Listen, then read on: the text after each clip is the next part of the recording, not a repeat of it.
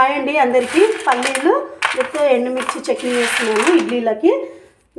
ఇందులో పల్లీలు, పుట్నాల పప్పు, ఎండుమిర్చి, చింతపండు, షుగర్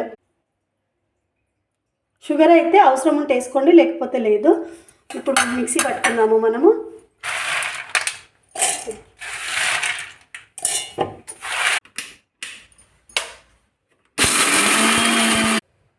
ఇలా పౌడర్ చేసి పెట్టుకున్నా మనకు ఈజీగా 1 మంత్ ఉంటుంది.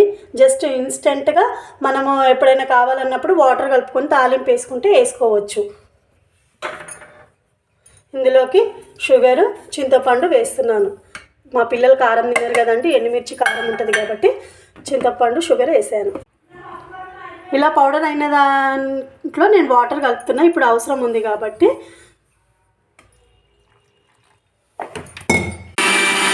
ఫైనల్గా చట్నీ ఇలా రెడీ అయిందండి. తాలింపు